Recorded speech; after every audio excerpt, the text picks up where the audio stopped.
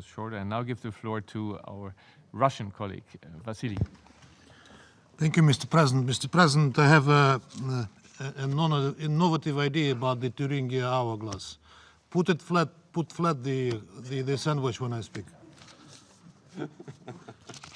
Господин председатель, мы приветствуем. Mr. President, we welcome the UN High Commissioner for Refugees and thank him for his briefing. We highly appreciate the effective work of UNHCR in major humanitarian crisis situations that are leading to the appearance of mass flows of refugees. We expect that the new Global Compact on Refugees, the adoption of which our country supported, will help to strengthen the international refugee protection regime. Today, assistance to refugees and stateless persons is a necessary component of complex efforts aimed at maintaining international peace, security and stability. We share the concern over the difficult migration situation in Europe, caused in particular by the ongoing uncontrolled arrival of people from the Middle East and North Africa. Of particular concern are cases of people dying at sea and also the presence of unaccompanied children in mixed migration flows. Once again, we are forced to point out that this situation is in large part the consequence of irresponsible interference in the internal affairs of states of the Middle East and North Africa. The situation of refugees and forced displaced persons in Libya itself, which is at the heart of conflicts and facing many different types of ill treatment, needs attention and needs to be resolved, as the High Commissioner said himself today. Mr. President, Russia makes its contribution to strengthening the international refugee protection regime. We are receiving and making arrangements for a substantial number of refugees and forced migrants from different states, including Ukraine, providing vast volumes of humanitarian assistance through bilateral and multilateral channels, and providing assistance to states of origin to create the conditions for people to return. In the summer of 2018, Russia voiced the initiative of facilitating the voluntary return home of Syrian refugees. We are seeing a sustained momentum in this process. Each day, around 1,000 people travel to Syria, primarily from Lebanon and Jordan.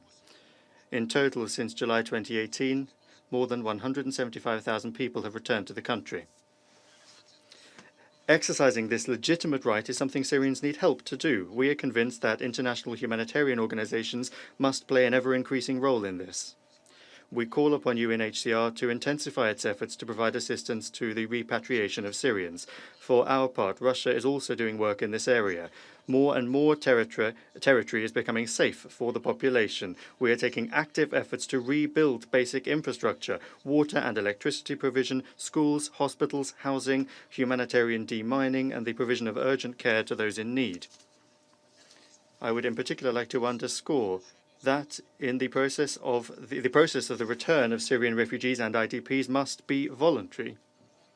But it must not be hamstrung by artificial conditions and politicized, as some are trying to do, who are openly intimidating those who wish to return home and preventing them from leaving refugee camps. Instead of helping the return and arrangements for refugees to their places of permanent residence, the bulk of international assistance is going to keep people in refugee camps outside Syria and thereby is preserving the situation.